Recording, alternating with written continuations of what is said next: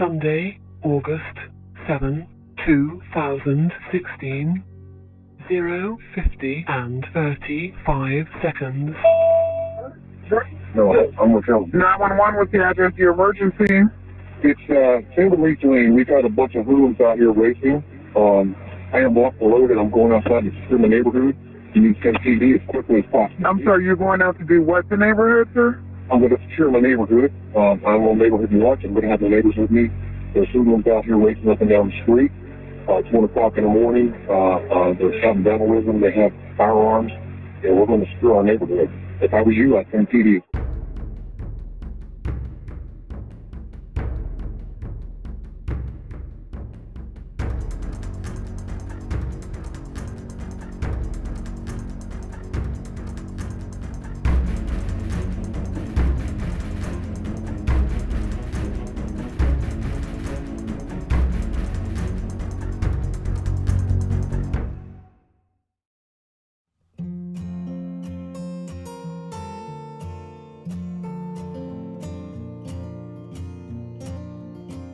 Raleigh, North Carolina has come a long way since its days as a Confederate headquarters during the American Civil War. It has become a modern hub of culture, diversity, education, and technology. As the state capital and the second most populous city in North Carolina, Raleigh is celebrated for its lush oak trees, earning it the nickname City of Oaks. It ranks highly as one of the best places to live in the U.S., famed for its delicious barbecue, southern and soul food, and abundant green trails for outdoor enthusiasts. Raleigh is historically significant, housing Shaw University, the first historically black college in the South, and a cradle for civil rights activists like Ella Baker. The city also boasts the Raleigh Beer Garden, recognized by the Guinness Book of World Records for offering the world's largest selection of beers on tap. Educational accolades are also prominent, with Raleigh being named the second most educated city in America by Forbes and ranked fourth by Bloomberg for its concentration of college-educated residents. Neighborhoods like Noose Crossing, with its two-story, tree-shaded homes, reflect the city's blend of Southern traditions and forward-thinking values. Yet, within this very neighborhood, a heartbreaking incident occurred on August 7, 2016. Casting a shadow over the community's otherwise vibrant and welcoming spirit. More than 7 years have passed since then, but the case still awaits full legal resolution due to a series of appeals. Let's dive in.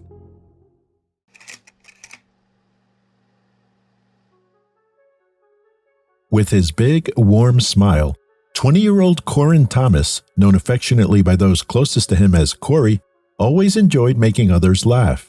And when he wasn't telling jokes, he would ensure they were safe. In fact, family members often refer to him as Mr. Safety 101 because, they said, he had a thing for making sure people wore their seatbelts. In 2001, Corey's mother relocated to Raleigh from New York to keep her son safe. After high school, he balanced work at McDonald's and Waffle House while embodying the role of a supportive boyfriend, eagerly planning to assist his girlfriend with her college dorm move in late August.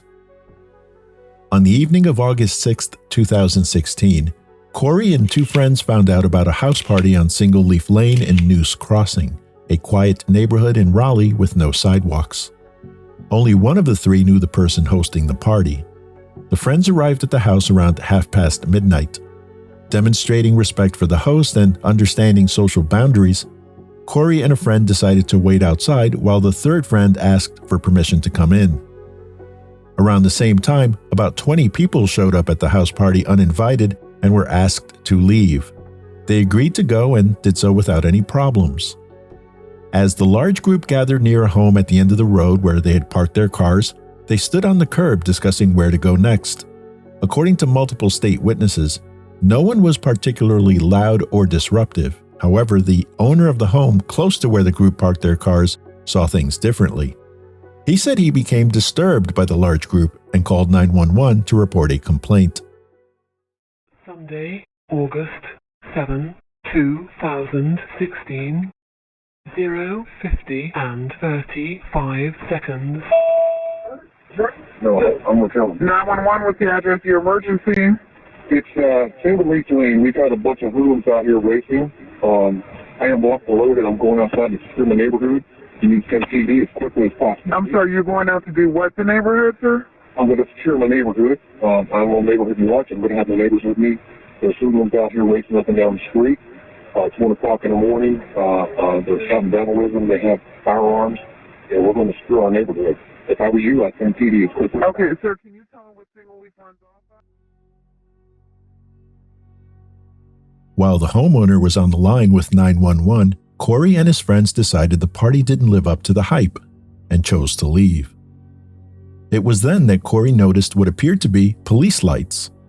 Fearing the consequences because he was carrying a marijuana grinder, he started running towards his ride, which his friend had parked near the home of the 911 caller. But before he could reach the car, a shotgun blast pierced the air and struck Corey, dropping him to the ground. Moments later, the homeowner who had made the earlier call placed a second call to 911. 911, what's the location of your emergency? Single leaf lane. Just repeat that, make sure I'm sending help to the right place. I'm sorry, what? Ma'am. Somebody's doing it. Okay, repeat the address, make sure I'm sending help to the right place. Single leaf lane. And what is your name? What's the phone number you're calling me from? Tell me exactly what happened. I don't know. I'm upstairs with our children. Oh, hold on. Hello, yes. Yeah, so can you tell me exactly what happened? We have a lot of people outside of our house yelling and shouting profanity. I yelled at them, please leave the premises. They were showing a firearm, so I fired a warning shot, and we got somebody that got hit. Okay, so somebody was shot? Well, I don't know if they're shot or not, ma'am. I fired my warning shot like I'm supposed to by law. They do have firearms, and I'm trying to protect myself and my family. Sure, did they just show up at your house? I'm going to send them over there, sir, but I need to know what's going on. Blackmailed outside my freaking house, firearms. Please send PD. Okay, sir, is anyone shot?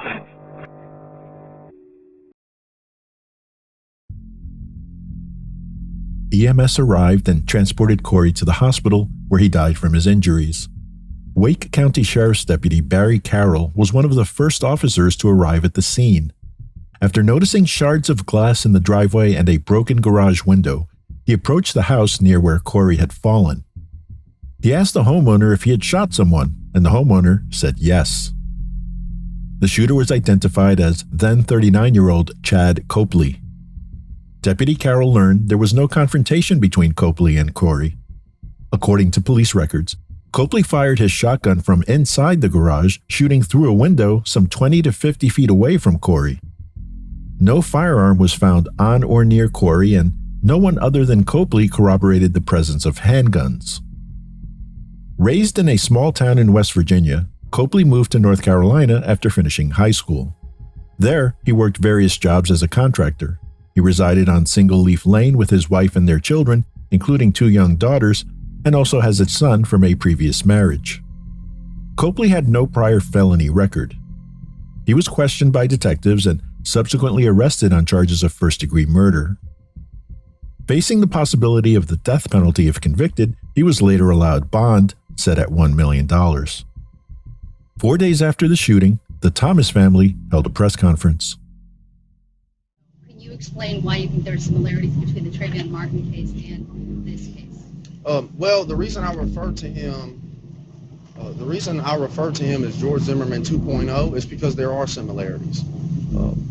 George Zimmerman, of course, Mr. Neighborhood Watch, Mr. I'm going to play police, Mr. I'm going to pass judgment on someone that I see that I know nothing about based on what he's wearing and what he looks like and what I think he may be up to. And then you have Mr. Copley, aka Mr. George Zimmerman 2.0, who does the same thing. I'm Neighborhood Watch.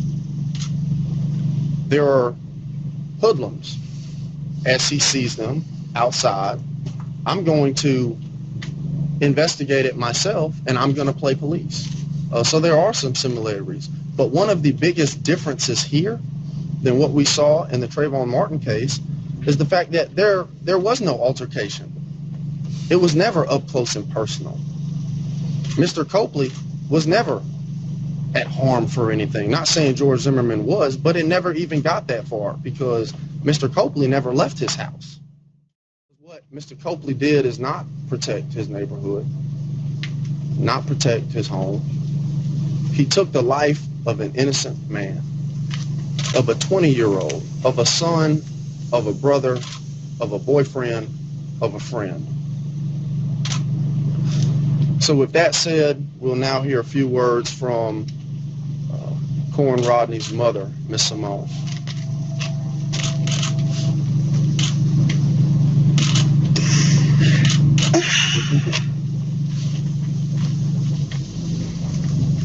What can I say? What can I say? Corey was a good boy. He wasn't there no more than a half an hour. They was on their way home.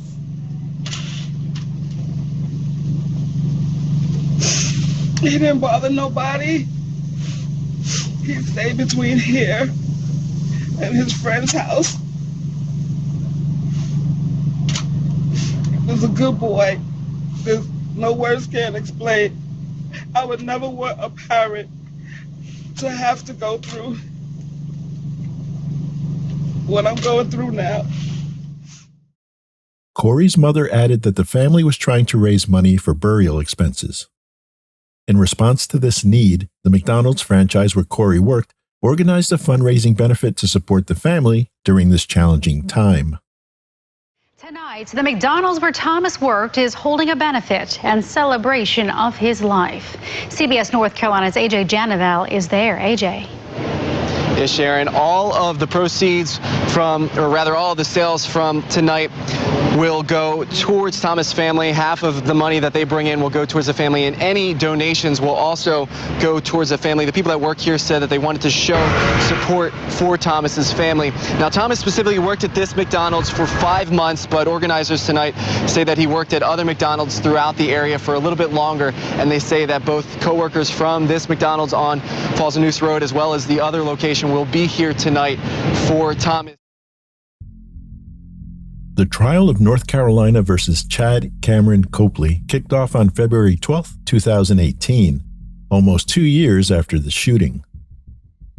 Copley's defense team argued that he acted out of fear for his and his family's safety and, therefore, was immune to prosecution under the state's Castle Doctrine.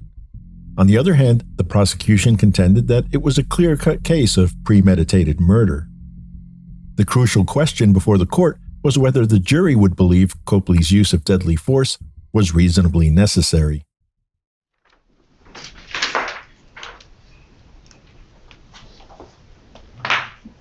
Good morning. Good morning. Yesterday and the day before and the day before, we all got a chance to talk to each other. Unfortunately, now you all just have to listen to us talk. And so it's a little different, but as the judge said, what we're about to tell you is not evidence, it's what we believe the evidence will be in the case. And so I'd like to take a minute to talk to you about that. And as you've probably surmised from all the discussions that we've had, this is an important case. It's important for everybody. As we all talked about, it's important for the state, it's certainly important for the defense, and it's important for the citizens of Wake County in North Carolina. And what I believe the facts in this case will show, and what they will be, is that on August the 6th of 2016, Corey Thomas, who was a young male, went to a party with a couple friends. While he was there was a police car up the road. They had just got to the party a short time before that. While he's standing in the yard at the party, talking to his friend, they see the police car, see the lights. They think, uh-oh, police are going to come break up the party. Time for us to get out of here. Especially Corey. Because Corey had in his pocket a little bit of marijuana, and a little grinder, maybe a pipe. He knew he shouldn't have it. That's why he took off. Unfortunately, sometimes young people make bad decisions in life, and they maybe that's what he did that day by having that marijuana. But unfortunately for Corey, that decision cost him his life. Because at the same time that Corey Thomas was running unarmed down Single Leaf Lane here in Raleigh, Chad Copley, the defendant, that man, was in his garage with a loaded shotgun. Corey's running down the road as his friend calls out to him to stop because they realize now the cops aren't coming to break up the party. They're just on a traffic stop up the road. As Corey comes to a shuffle stop just in front of the defendant's house, you'll hear that he may take 1-2 steps inside the curb line to get out of the road in a neighborhood where there are no sidewalks, party going on, cars lining the road. And just at that moment, as Corey is taking those last steps that he'll ever take, the defendant is pulling the trigger of a shotgun. The shotgun that he's pulling the trigger of is in his hand while he's standing in a closed garage inside of his home, some 50 or so feet away from the curb line of his house. That shotgun blast breaks the window of Chad Copley's garage because the door's closed. He's inside of it. Lights are off in the garage. That shotgun blast breaks the window, breaks Corey's skin in his arm and enters just above his elbow in his right side as he's running. Exits the inside of his arm, enters his side just below his ribs, causes great damage to his vital organs, does not exit the other side of his body. They would later find that projectile that the defendant shot with that shotgun still inside Corey's body when he's taken to the medical examiner. Now, what Corey couldn't know is that moments before all of this had happened, Chad Copley's on the phone with the police, well, with 911, talking to a dispatch operator. And I believe you're going to hear that tape. And I believe what you're going to hear in that tape is Chad Copley's voice. And what he's going to be saying to the 911 operator is that there are people in his street. He doesn't call them people, though. He calls them hoodlums. There are hoodlums in the street. They're being loud. They're racing cars up and down the road. Some of them may have firearms.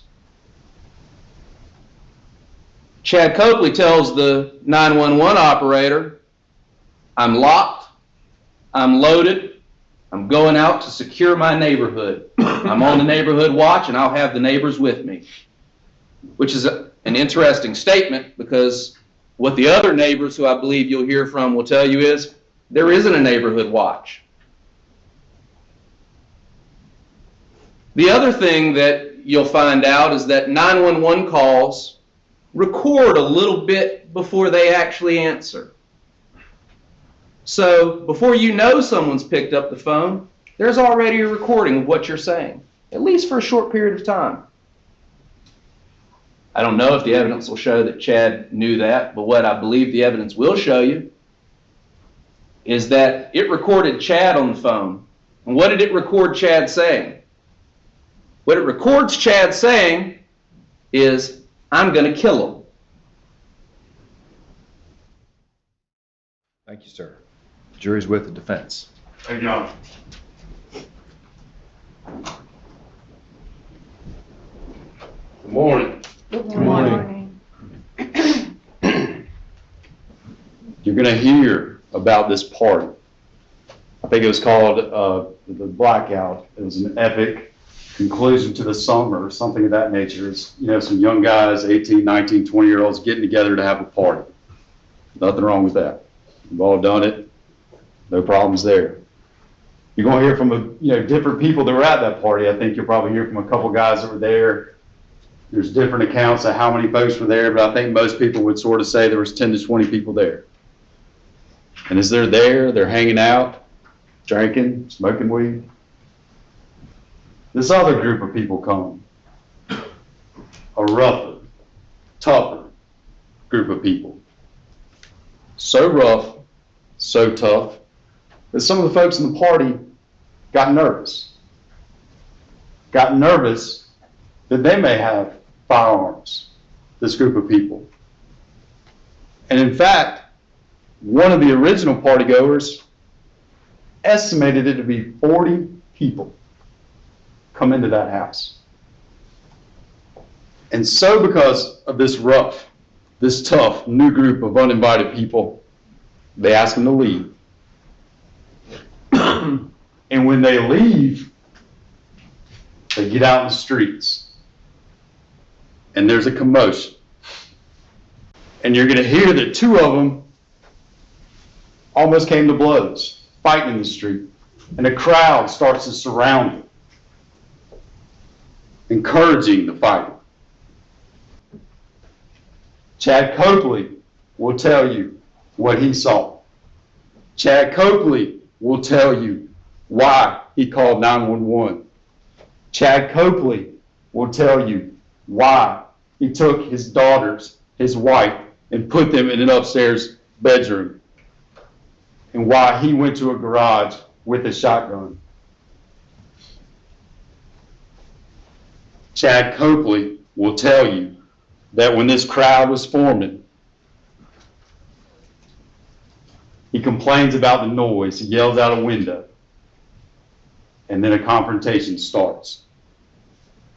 He will tell you that at least two of them brandished firearms. He will tell you that one of them showed it. He had a shirt on, or some shorts, opened up his shirt. Here's my firearm. You'll hear another one from Chad Copley that he pulled it out and came onto his yard. You will hear Chad Copley testify that among all this chaos, this scene, people in his yard, he'll tell you there was people in the backyard, people brandishing firearms. He pulled the trigger on a shotgun that ultimately killed Mr. Thomas. Among the witnesses called to the stand were the two friends who were with Corey at the time he was shot, David Walker and Chris Malone, along with Jace Williams, the host of the house party. I got with Corey around, I want to say like 10:30 after I dropped my girlfriend off. But the day, August 6th, I wasn't with him the whole day. I only got with him that night. Okay. When you got with him that night, what did you do? Just went over his house. He changed his clothes. We were just planning on going to this little party. We sat there, was talking, me, him, and Chris, making sure everybody was looking nice, Okay. Were y'all drinking? No. Were y'all smoking? We were smoking. Okay. When we say smoking, what were y'all smoking? We smoked a blunt weed. A single one blunt, yeah. Weed. Mm-hmm. Okay. So marijuana. Yeah. When you said y'all were getting dressed, did y'all have a discussion amongst yourselves about getting dressed to go to this party? Yeah. What were y'all talking about? Just normal guy things, he was basically making sure we didn't look crazy, you gotta match, look nice. We was telling him to change his shirt because he was trying to wear red and blue, and we were like, how you gonna wear a red hat with a blue shirt? Don't kind of match, So just little things like that. Okay. Did he change? Yeah. What did he put on? A red shirt. And you told him to do that? Yeah, me and Chris both, because he had a red NC State hat, and it didn't match with the blue Levi shirt he had on. It was like, come on now, you gotta match, Okay. So you didn't think he looked good? No, not wearing. No. All right. And you were going with him, so did you think if he didn't look good, it might affect how people were treating y'all? More like a friend thing. It wouldn't have affected us, but it was more like, come on, man, make yourself look good. It's gonna be new people here. We don't go out like that, so. If it was weed in the grinder, then yes, but I don't recall that. Were y'all selling weed? No. Was it personal use? Yeah. Did Corey you were with Corey while I was getting dressed, Mm-hmm. right? And you're with Corey while y'all were riding to the party and walking up to the party and got to the party. Is that right? And at any point, did you see Corey with a gun that night? No. Did you have a gun that night? No. Did Chris have a gun that night? No. Did you see anybody out there that night with a gun? No. Make sure your friends can tell them, why'd you do that? Just out of respect thing. Okay. They didn't know each other, right? Right. You said Jalen was in the back of the house with somebody else. Yes. And so what'd you do? I just got start catching up with some old teammates that were also at the party. Teammates? What were they teammates of? Football. Did you play football? Yes, sir. Where'd you play football? Nightdale. Did you play anywhere else? No, sir. Okay. Did you go to college? Yes, sir. Did you do any sports in college? Yes, sir. Football. Okay. When you're inside the party, do you ever see Chris and Corey come inside? No, David and Corey didn't come inside. I'm sorry, David. David and Corey stayed outside. You went inside. Yes, sir. They never came inside. No, sir. That you saw. Right. While you're inside the party, did anything unusual happen? No, sir. Not until the situation came up. Okay. While inside the party, were there any fights or arguments? No, sir. Anybody have guns that you saw? No, sir. Did you have a gun with you? No, sir. Did Corey have a gun with him? No, sir. Did David have a gun with him? No, sir. Nah, I mean, he wasn't really doing nothing but like going to his car or like going on. Nah, that's why they was leaving. Okay. The boy that you say you saw, was he walking or did he run? What did he do? Yeah, he kind of like, ran like from over here, over there. You ain't trying to miss your ride. Okay. You better hurry up. So he was in the front yard and he left the front yard area in the same direction as those other guys did? Mm-hmm. Like he probably came out a little bit like after them and was like going to catch up. But that was like it. That was about it. Okay. Did you watch him? Yeah, I mean, I saw him run over there. Okay. And when he was running, what did you see happen, if anything? No, he just ran over there to them. Okay. When he ran over there to them, what happened? They was chilling, and next thing you know, like, I look over here, they had the police lights, and then they start screaming over there. Okay. Did you see anybody, hear anything? Did you hear a gunshot at all? No, me personally, nah. I just heard the screaming. Okay. Did you see anybody fall down?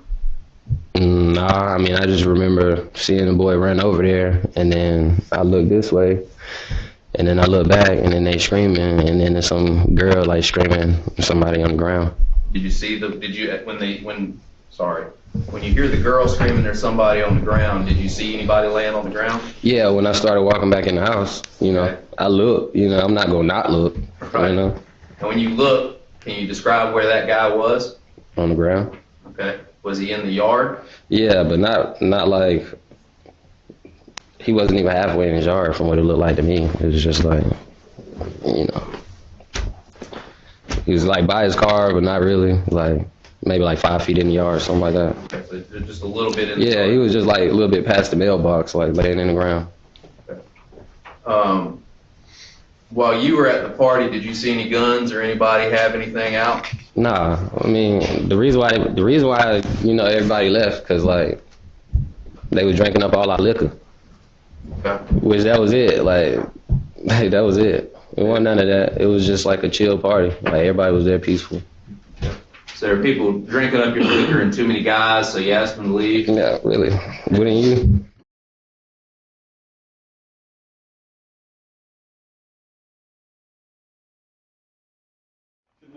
When you're comfortable, will you please introduce yourself to the jury?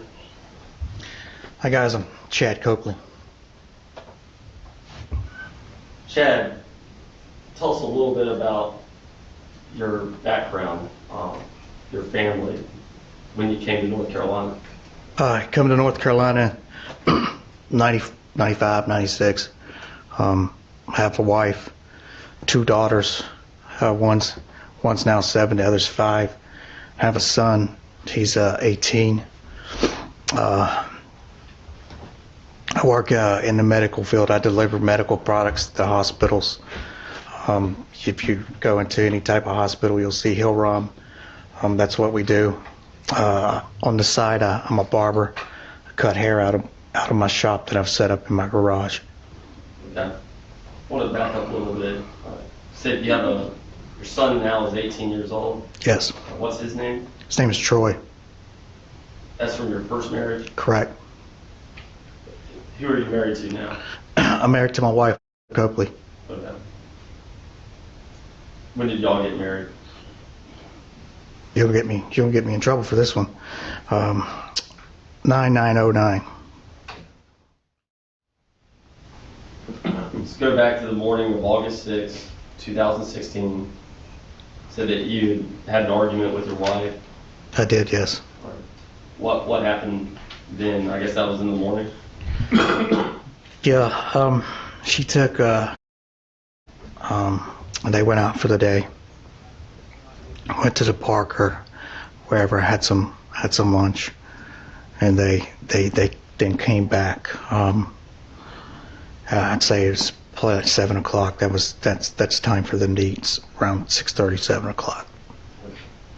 You may have said this. Where was Troy again? Had he come back? No, not at that point in time. He has not come back. All right. Okay, so tell us a little bit more than from that point in time. Make sure I'm not confused. Is that when your wife got back with? She did, yes. And then she, I've been drinking a little bit that day, sleeping, just hanging out in the garage. That's where I normally hang out whenever we got into an argument. They came back, and my wife, she tried to make up with me, and just stubborn and hard-headed. I didn't want to hear anything she had to say. Said hi to my kids and shut the door. Went back to sleep on the couch. By couch, are you talking about this garage area? Yeah, the garage area was barbershop, man cave put together. When my son come to live with us, that was the only room I could put him in. So we was in the process of shutting all that down and turning it into an actual livable space for him. So I told him that we would square it away.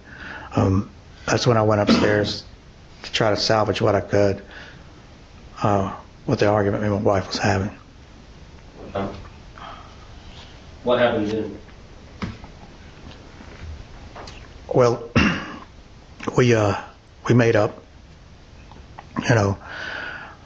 Everything's good. We kind of drift off to sleep, and I don't know. Sometimes after midnight, I wake up and I'm like,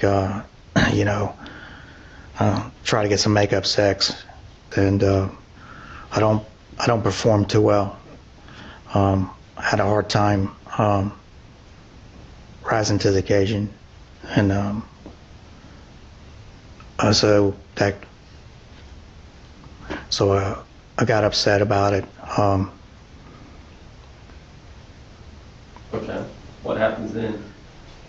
Happened to look out the window, and I have a gathering of people outside my window. I have a white car with a group of people around it. It's a red car and a silver car parked close together. There's some gatherings of people out there too. They're yelling and screaming back and forth. One or two of the people in the groups, like they're arguing. They're revving their engines. Sounds like they're revving their engines. So I open the window and I yell out the window, "You guys keep it the fuck down. We're trying to sleep in here." So your bedroom is is upstairs and at the furthest end of the house, facing the street? Correct. Upstairs, furthest right, facing the street. What happens at that point? At that point, they yell back, "Shut the fuck up, fuck you, go inside, white boy," things of that nature.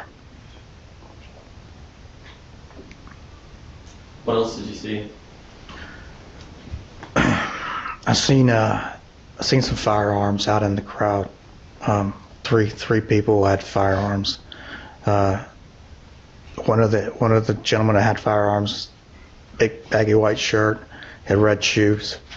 Another gentleman red hat, red shirt had one, and then the third gentleman, he had black shoes on that looked like Adidas if they were 3 stripes.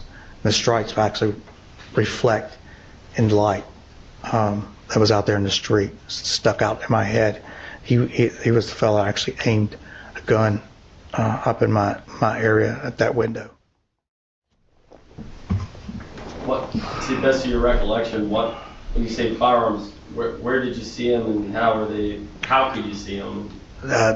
Two of the gentlemen, baggy white shirt guy and red hat, red shirt guy, actually lifted their shirts up, flashing the firearms. The other gentleman pulled his all the way completely out. So I got to see that one come out pretty well. Was it pulled out, like pointed at you, or more just showing it off? Like, how would you describe it? It was pulled out, aimed in my direction. The other gentleman was more or less showing them off, like flashing them. Okay. What did you do at that point? At that point in time, I told my wife, I'm going to go downstairs. I'm going to get Troy. My first thought at that was, this is Troy outside, raising hell. These are his friends. You know, what's he doing? Why is he doing this again? Because it would be a stunt at that time my son would pull. What do you mean by that? Why would you assume Troy might be out there with some of the folks you were seeing? He's a hoodlum as well.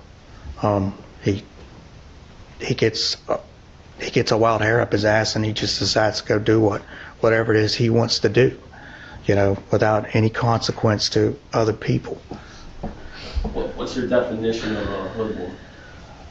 It's like a juvenile delinquent, someone that will not listen to authority or listen to their parents, and just kind of takes every day as that day and doesn't care about the tomorrow.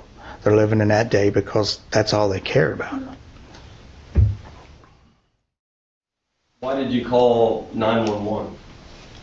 The 911 call, it went out. My wife and I were going back and forth. I'm like, I'm just gonna go downstairs. I'm gonna get him and, you know, put him back in the house. She's like, no, you need to call 911. You need to call 911. So pick up the phone and I called 911. Yeah. Let's stop you right there. All right. You, on the 911 call that was played in the court, we heard Mr. Latour, emphasize this. I'm gonna kill him or something like that. What were you saying? What were you thinking? What did you mean? I was thinking my son's out there, and that's my wife's like, don't go out there. Don't, just call the police. And I'm like, no, I'm gonna fucking kill him. You know, meaning my son. I was upset. I'm thinking, this is Troy. These are people that Troy knows. They're in the house, or out in front of the house rather, and they're just pulling another stunt. In this 911 call, you don't give the specific address of your house. Why is that? There's a couple reasons for that. One, I believe that you had some people that were racing up and down the street. So the whole single leaf lane it's not a very large street, 4 or 5 blocks maybe. The number 2 reason this one was important is, if my son is out there, I do not want his name put into this. I don't want the cops to roll up and pick him up and get him sent back to Wake County Detention Center again for being outside, and possibly with that crowd of people. What did you do after that? After that, I grabbed the Mossberg, and before or after? Before, after the 911 call. It's after 911 call. I grabbed the shotgun. What happens next?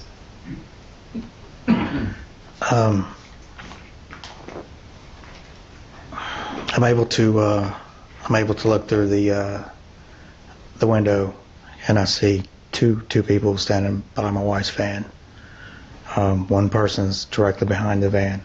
Has a white shirt on, and there's another guy that's off to the side of the van, like the driver's side. He has a red hat, red shirt. What kind of hat did you think it was at the time? I believe to be Atlanta Hawks hat. What did you see after that? Or what did you do what did you say, anything?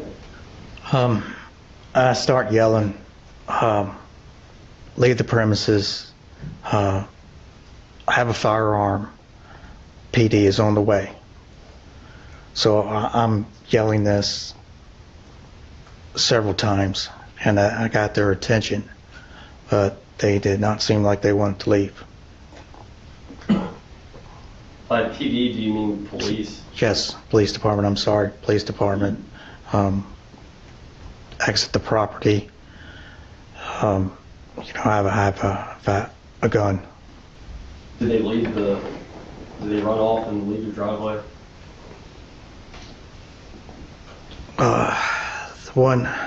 The red hat guy, he took off towards the tree lines, and the guy with the white shirt kind of just hung out mainly where he was at behind the van. If he was walking, he would have been walking back towards the tree line as well. And then the gentleman that was going towards the tree line with the red hat, red shirt, just decides to come back into the yard for some reason. So he's heading back towards our window, towards the house.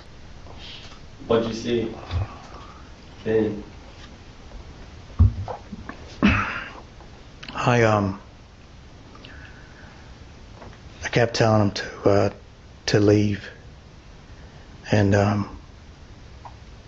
he didn't leave. He reached for his gun, and I shot him. Viewers of this channel are familiar with the risks of a defendant testifying in a criminal trial. Juror reactions can be unpredictable, and, like it or not, they may form negative opinions based on a subject's demeanor, body language, or responses. Yet, the greatest risk lies in cross-examination. The upcoming clip demonstrates this hazard, showcasing a prosecutor's use of closed-ended questions to dominate the dialogue, leaving the defendant little room for damage control. While the defendant can elaborate on their answer if a simple yes or no would be misleading or insufficient, a carefully framed question may discourage an expansive response. This strategy mirrors the float like a butterfly, sting like a bee boxing tactic, where the goal is to strike effectively while evading counterattacks. Good morning. Good morning. So you lied to the police, huh? Yes, I did. Okay. Only thing you lied to them about was the warning shot? Yes. Okay. You just got a little bit emotional. You feeling better? I am. That's the most emotion you've shown since all this happened, isn't it? Yes, sir. You didn't cry like that when you were talking about killing Corin Thomas when you're talking to the police, did you? No, sir. You didn't cry like that when Corin Thomas was laying dying in your yard, did you? No, sir. But now you feel bad that you killed him. Yes, sir.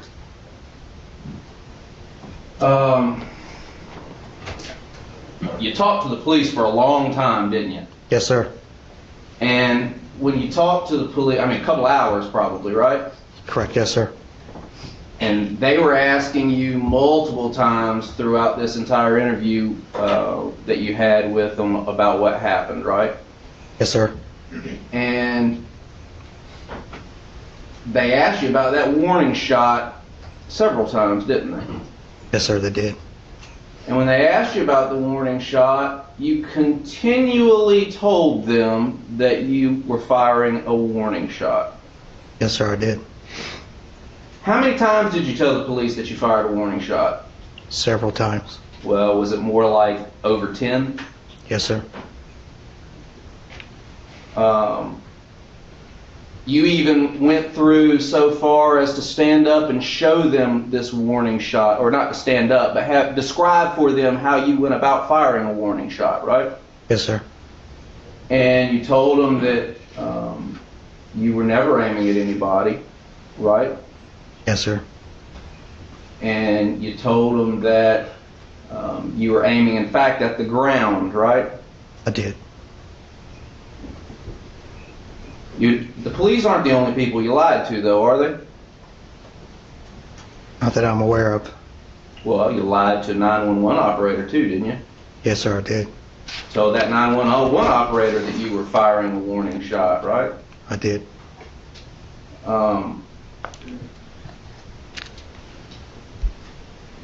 You were upset that day, right? Yes, sir. Had been upset all day long, hadn't you? Yes, sir. Just sitting and stewing in it, right? Feeling sorry for myself. Yes, sir. Weren't feeling sorry for anybody else, were you? No, sir. You were mad at your wife, right?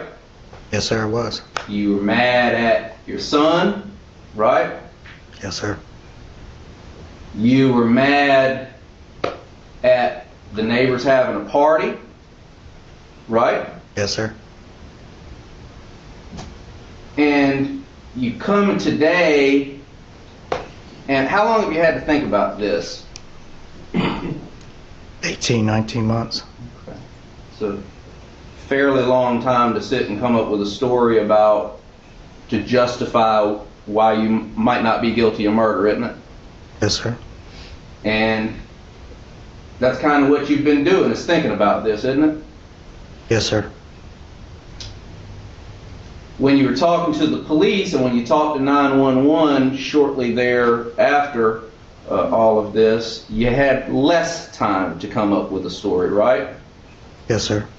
And there were probably more holes in your story then than there are now, right? Yes, sir. Because you've been thinking about it for over a year. Had a chance to fill in those holes with things that might make you look better, right? Yes, sir. When you called 911, you heard the 911 call, right? I did. And that was State's Exhibit 5. You were in the courtroom. Yes, I was. Your Honor, if I may have you pull up the system so that I can play that 911 call for Mr. Copley, I want to ask you about some things that you say in there, okay? All right. Yes, sir.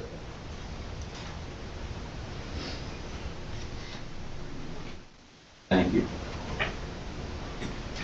Sunday, August 7, 2016, 0:50 and 35 seconds.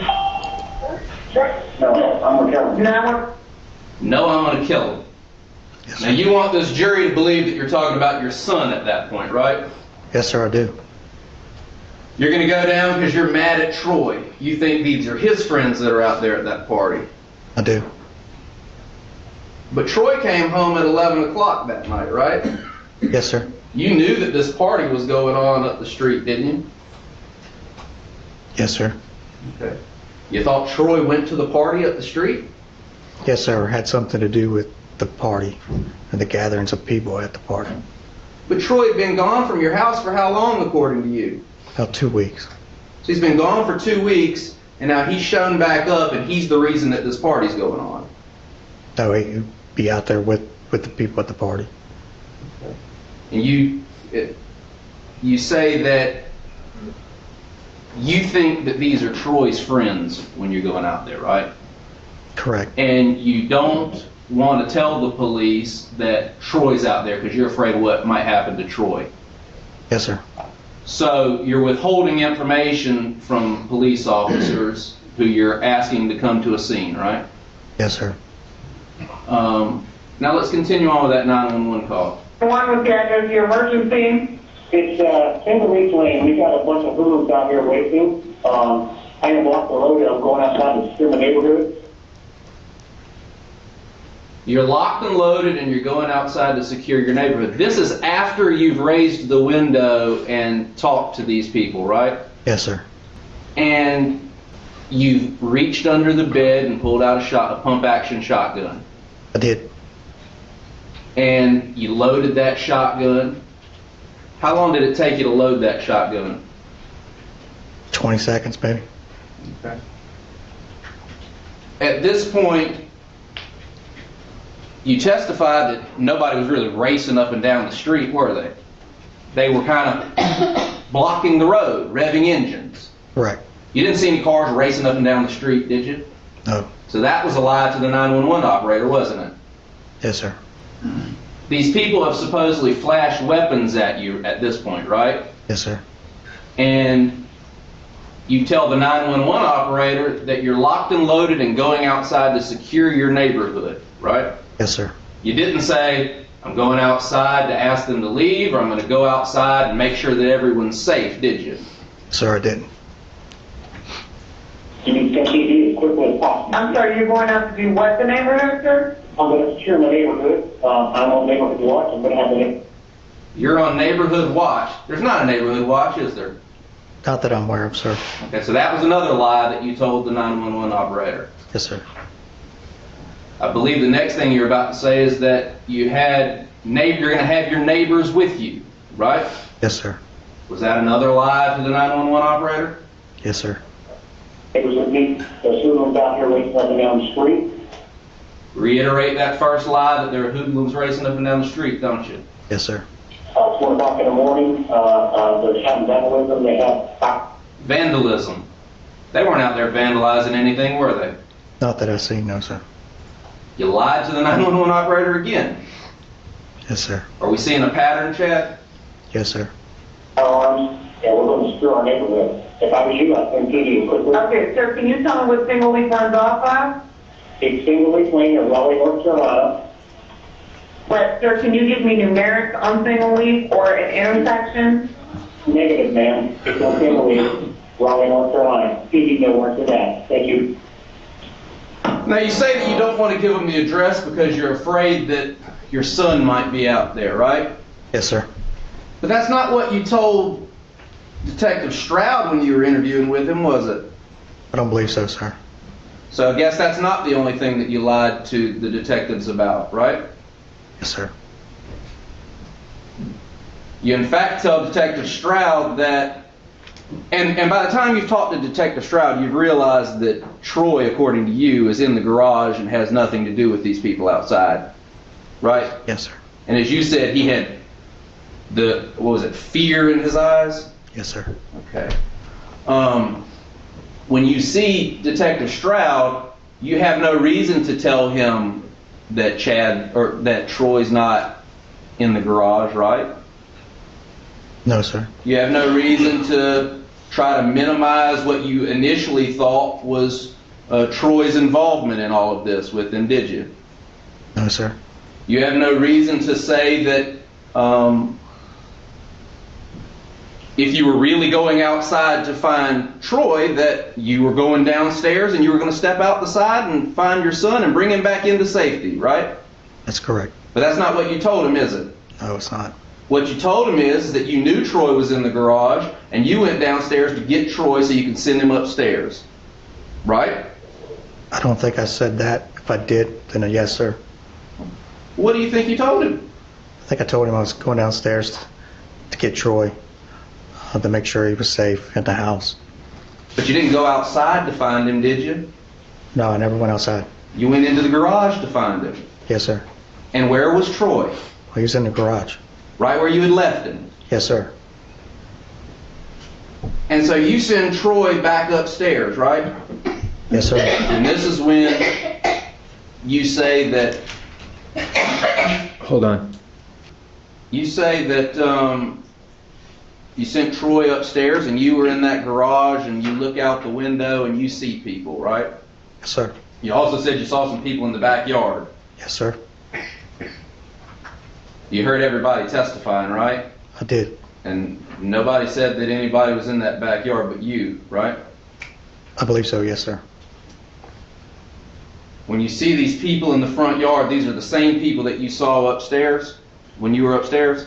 Yes, sir. I believe they were. You started talking to Detective Stroud about what these people were doing in the front yard, and you told the jury today that somebody made a motion to grab a gun and you thought they were going to shoot you in the front yard, and that was the kid in the red. Yes, sir. That's not what you told Detective Stroud, is it? No, sir, it's not. In fact, when you talk to Detective Stroud, you never tell him or any other police officer that at the time you shot that gun, anybody had a gun or was making any motion for a gun or anything like that. Right? I believe that's correct, yes. But now that you're in court, the story's different. Yes, sir. You also told the police that when you were in your bedroom, you lifted the window gently, the screen fell out, and you asked them to please be quiet, your daughters are trying to sleep, right? Yes, sir. That's not what you're telling us today, though, is it? No, sir. And they asked you about that, didn't they? They did. They asked you to clarify that. They did. And you stuck to that story that you were just, nope, please be quiet, guys. We're trying to sleep up here. I did. You didn't tell the police anything about Troy not being gone, right? No. You didn't tell the police anything about thinking that Troy was involved in any of this, right? No. You didn't tell the police anything about Troy not being home that day and coming later in the evening, did you? Not that I recall, no. You didn't tell the police that you had been in an argument with your wife earlier in the day, did you? No, sir, I didn't. You didn't tell the police a lot of things that you've told us today. But we're supposed to believe you today about all of this stuff, right? That would be nice, yes, sir. It would be nice, wouldn't it? It would be. But that's not what the story's been until you're asked to come into court, is it? That's right. And now that you've had over a year to think about it, you've come up with this story, haven't you? Yes, sir. You were mad at those guys out in the yard, weren't you? Yes, sir, I was mad. That's why you told them to, quote, you guys keep it the fuck down. Yes, sir. Before you raised that window and said anything to those kids in the front yard or in the street, they say anything to you? No, sir. They didn't even know you were there, did they? No, sir. The only way they knew that you were there, had any interaction with you, is when you raised the window cussing at them. Yes, sir. You had the shotgun already out when you did that, didn't you? I believe so, sir. Okay. Now you say that this person in the red was wearing a Hawks hat. That's what I believe, so. Yes, sir. You're a sports fan? Yes, sir. You got a lot of sports stuff in the garage? I do. You know the difference between a Hawks hat and a NC State hat? I do, sir, yes. Okay. And the person that you saw was wearing a Hawks hat, weren't they? I believed it to be, yes, sir. And you shot this person dead center. How close were they to you? 20 feet. Told the police they were about 50 feet away from you, didn't they? Didn't you? Maybe. Maybe I did. And this person that you shot, you say was over by the natural area in your front yard, right? Correct. And that's to the, if you're facing the house, that would be to the left. If you're looking out the garage window, that would be to your right, correct? And you fire straight out the window, don't you? I do. Okay. And you said this was a 12-gauge shotgun. Yes. Had a slug in it, didn't it? Yes. Didn't have bird shot or any small bird ammo. No, sir. When you loaded the gun, you picked the bullets that had the most bang for your buck, didn't you? Those are the shells I keep beside the bed. Why do you keep those shells beside the bed? In case of an intruder. And you want a shell beside your bed that has the most bang for your buck. You don't want to shoot them with bird shot, right? No, sir, you don't. You want to shoot them with a slug because it's going to do damage. Or a buckshot. But you chose a slug, didn't you? I grabbed the first box of shells. They were slugs, yes, sir. And when you shot this man in the front yard with a shotgun from fairly close range, all he does is spin around? Yes, sir. He spins around, tosses his gun like he's heading back towards the street. When he tosses his gun, does he drop the gun? Does he throw the gun? What's he do? flings out to his side. What hand was he holding the gun in? Right hand. So you shoot him in the right arm with a 12-gauge shotgun slug. He's still able to hold on to a gun, fling it as he spins around, and then run towards the street. I believe when I shot him, he got contact on his arm. I believe that's what made the flinging motion of the gun. Well, that's not what you testified to, though, is it?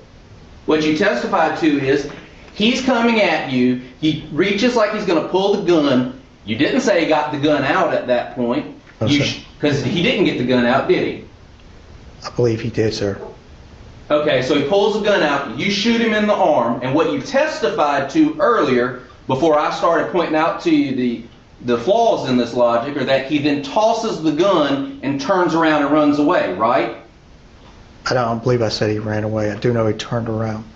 And started going towards the street. Yes, sir. But now that you're thinking about it and realizing that you shot him with a shotgun, now you think maybe it was the shotgun blast that made him toss the gun to the side. Could be. Okay. So your story's now changing from when you were initially questioned about what happened until now I'm asking you about it. It's different again, right? I'm not sure. Well, you told him they threw the gun. Now you're saying that he got shot and he dropped the gun. So that's a different thing, isn't it? That is, sir. Yes, sir. Okay. But I never said not only... I'm sorry, go ahead. I'm sorry. I never said he dropped the gun. Well, did he throw the gun? Yes, sir. Okay, so he gets shot in the arm with a shotgun and he's still able to throw a gun. Yes, sir. Okay. You've never told the police anything about that, did you? No, sir. And your whole issue here when you're talking to the police is you don't want to get charged, do you? No, sir, I don't. Don't you think it would have been important information for a police officer to know, especially if you think you know the law well enough to say you had to fire a warning shot, that somebody has a gun and is pointing it at you? Looking back, yes, sir. That would have been very helpful. Exactly. Looking back, that would have been helpful. Yes, you sir. didn't think about it then, but you thought about it 18 months later, right? Yes, sir.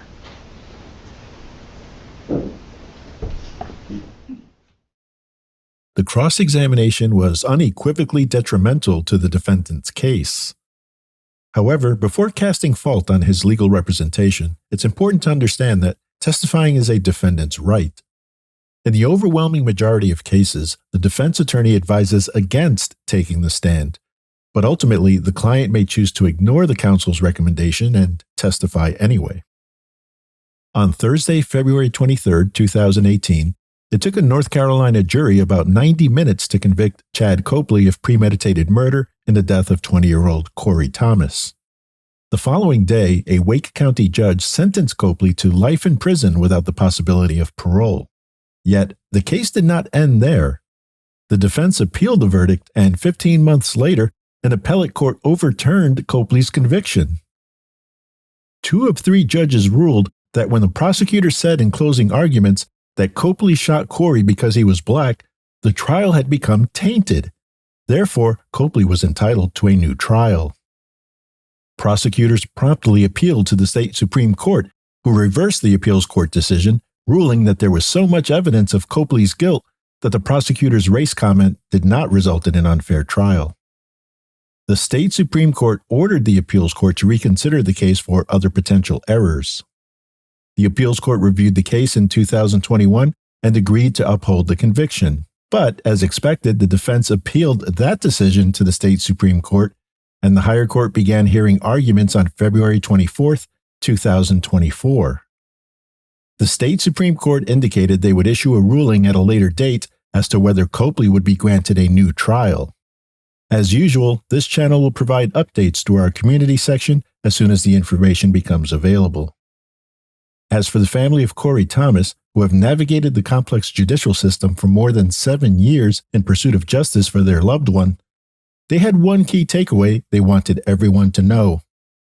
He just wanted people to know that he wasn't a hoodlum, he wasn't a bad kid, he wasn't a thug, he wasn't a gangbanger, and I just wanted to clear his name so people can know he was a good kid.